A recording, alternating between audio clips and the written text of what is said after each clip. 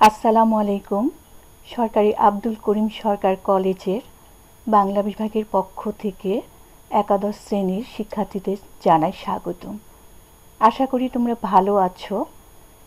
শীতের প্রকোপ বাড়ার সাথে সাথে করোনার প্রকোপও বাড়তে শুরু করেছে, সুতরাং তোমরা অবশ্যই সাবধানতার সাথে স্বাস্থ্যবিধি মেনে চলবে। প্রয়োজন ছাড়া ঘর থেকে একেবারেই বের হবে না এবং সঠিকভাবে মাস্ক ব্যবহার করবে, আর ঘরে থেকেই পড়াশোনা চালিয়ে যাবে।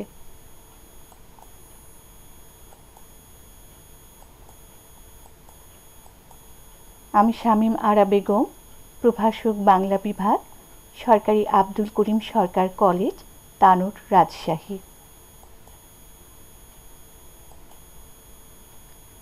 ছবিতে আমরা কি দেখতে পাচ্ছি? এখানে একজন ব্যক্তি একটি ভাঙা ঘরকে মেরামত করছে। আমাদের আজকের পাঠ হচ্ছে বালুচর কাব্যগ্রন্থের সংকলিত কবিতা প্রতিদান, কবি জসিমউদ্দিন। শিখন ফল। এখান থেকে তোমরা যা শিখতে পারবে: মানুষকে ভালোবাসতে শিখবে, সাম্যবাদী দৃষ্টিভঙ্গি অর্জন করবে, মানুষে মানুষে ঐক্য ও ভ্রাতৃত্বের বন্ধন সৃষ্টি করতে পারবে, কেউ কষ্ট দিলেও তাকে ক্ষমা করতে শিখবে, অন্যকে সাহায্য করার মানসিকতা তৈরি হবে, উদার ও মহৎ হৃদয়ের মানুষ হতে পারবে, ক্ষমার মহত্ব সম্পর্কে জানতে পারবে, পরার্থপরতার জ্ঞান লাভ করবে। কবি পরিচিতি। ছবিতে তোমরা কবি জসিমউদ্দিনকে দেখতে পাচ্ছ। জন্ম 1903 খ্রিস্টাব্দের 1 জানুয়ারি। জন্মস্থান ফরিদপুর জেলার তাম্বুলখানা গ্রাম। মৃত্যু 1976 খ্রিস্টাব্দের 14 মার্চ। পিতা আনসার উদ্দিন মোল্লা, মাতা আমিনা খাতুন। কবিতাটির ছন্দ মাত্রাবৃত্ত ছন্দে রচিত।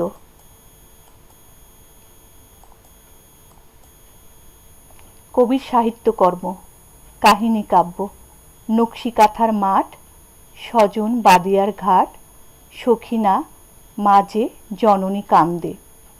খণ্ডকাব্য: রাখালি, বালুচর, ধানক্ষেত, রূপবতী, মাটির কান্না ইত্যাদি। গদ্যগ্রন্থ: যাদের দেখেছি, জীবন কথা, ঠাকুরবাড়ির আঙিনায়।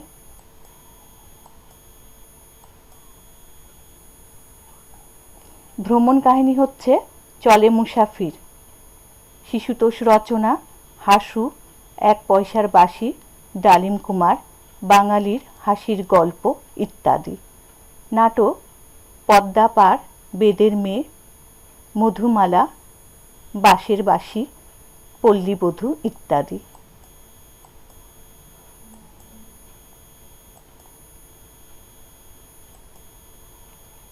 এবার আমি কবিতাটি পড়ে তা তোমাদের বিশ্লেষণ করে শোনাবো। তার আগে আমি একটু বলে নিই যে কবিতাটিতে কবিতায় কবি ক্ষুদ্র স্বার্থকে বিসর্জন দিয়ে পরার্থপরতার মধ্যেই যে ব্যক্তির প্রকৃত সুখ ও জীবনের সার্থকতা নিহিত সেই বিষয়ে আলোকপাত করেছে। এবার আমি কবিতাটি পড়ে তা তোমাদের বিশ্লেষণ করে বলবো। প্রতিদান, কবি জসিমউদ্দিন। আমার এ ঘর ভাঙিয়াছে যেবা, আমি বাঁধি তার ঘর, আপন করিতে কাঁদিয়া বেড়ায় যে মোরে করেছে পর। যে মনে করিল পথের বিরাগী, পথে পথে আমি ফিরি তার লাগি, দীঘল রজনী তার তরে জাগি, ঘুম যে হয়েছে মোর, আমার এ ঘর ভাঙিয়াছে যেবা, আমি বাঁধি তার ঘর। এর মানে কি? মানবিক কবি মানবতার কথা এখানে বলেছেন। এই পৃথিবীতে কিছু নিঃস্বার্থ মানুষ রয়েছেন যারা সব সময় অন্যের কল্যাণ কামনা করেন। কবিও তাদের একজন। তাই তো নিজের চরম ক্ষতি হলেও তিনি মানুষকে ভালোবেসেছেন। যে কবির ঘর ভেঙেছে তিনি তার ঘর বেঁধেছেন। যে কবিকে পর করেছে তিনি তাকে আপন ভেবে বুকে জড়িয়ে ধরেছেন। যার জন্য কবি ঘর ছাড়া বিরাগী তিনি তার জন্যই পথে পথে ঘুরেছেন। দীর্ঘ রাত তার জন্য কবি জাগেন। যে কবির ঘর ভেঙেছে তার ঘুম কেড়ে নিয়েছে। আমার একুল ভাঙিয়াছে যে বা আমি তার কুল বাঁধি, যে গেছে বুকে আঘাত করিয়া তার লাগি আমি কাঁদি। যে মরে দিয়েছে বিষে ভরা বান আমি দেই তারে বুক ভরা গান। কাটা পেয়ে তারে ফুল করি দান সারাটি জনমভর, আপন করিতে কাঁদিয়া বেড়ায় যে মোরে করেছে পর। কবিতাংশে কবির সহানুভূতিশীল মনোভাবের পরিচয় প্রকাশ পেয়েছে। এখানে ধৈর্য কবির মহৎ গুণ। তাই তো যে কবির কুল ভাঙে তিনি তার কুল গড়ে দেন। যে কবির বুকে আঘাত করে তিনি তার জন্য কাঁদেন। বিষাক্ত তীরের মতো নিষ্ঠুর আচরণ পেয়েও কবি তাকে বুক ভরা গান দেন। আঘাত পেলেও তাকে ফুল দিয়ে কি করেন? বরণ করেন। মোর বুকে যে বা কবর বেঁধেছে আমি তার বুক ভরি, রঙিন ফুলের সোহাগ জড়ানো ফুল মালঞ্চ ধরি। যে মুখে কহে সে নিঠুরিয়া বাণী আমি লয়ে করি তারে মুখখানি। কত ঠাই হতে কত কি যে আনি সাজাই নিরন্তর, আপন করিতে কাঁদিয়া বেড়ায় যে মোরে করেছে পর। মানুষের প্রতি গভীর মমতা কবির বুকে।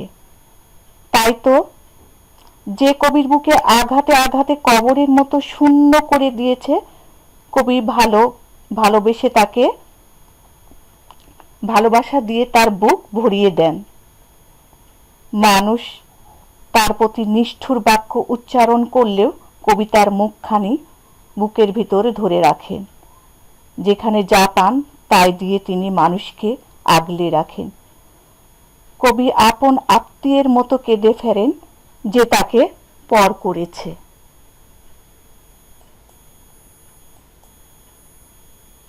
কিছু অজানা শব্দ দেখে নাও। বাঁধি মানে বেঁধে দিই, কুল মানে বংশ, বান মানে তীর, বাণী মানে ভাষা। বিষয়বস্তু। পৃথিবীতে মানুষের আগমন ঘটেছে সৃষ্টির সেরা জীব হিসেবে। মানুষের পরিচায়ক হচ্ছে মনুষ্যত্ব। কারো অন্যায়ের প্রতিবাদ করতে গিয়ে তার ক্ষতি সাধন করলে এই মনুষ্যত্ব প্রকাশ পায় না। মন্দকর্মের বিপরীতে মন্দকর্ম কখনোই সমর্থনযোগ্য নয়। ক্ষমা মহত্বের লক্ষণ। ক্ষমার দৃষ্টিতে বিচার করে অপকারীর উপকার করলে একদিকে যেমন তার শিক্ষা হয়ে যায়, অন্যদিকে আবার পরোপকারের মতো একটি মহৎ কাজও করা হয়ে যায়। শত্রুর অনিষ্টের প্রতিশোধ নেওয়ার মধ্যে কোনো সার্থকতা নেই।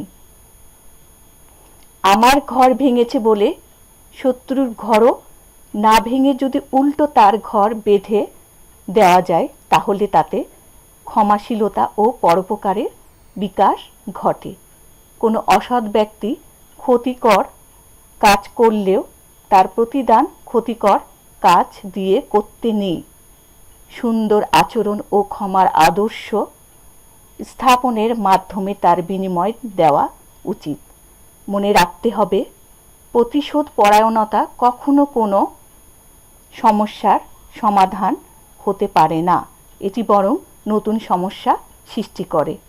অতএব ক্ষতিকর কাজের বিনিময়ে কল্যাণের কাজ করলে তাতে মনুষ্যত্ব ফুটে ওঠে।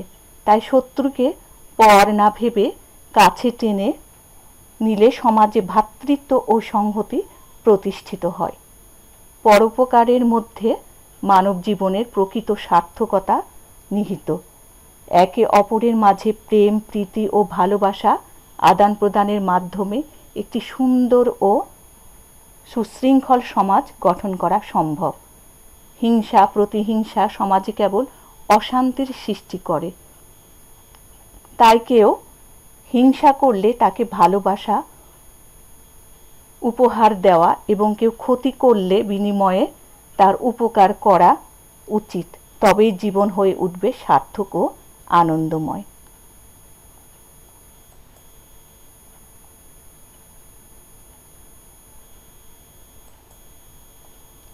ধন্যবাদ। আজ এখানেই শেষ করছি। তোমরা ঘরে থাকবে, সুস্থ থাকবে। আল্লাহ হাফিজ।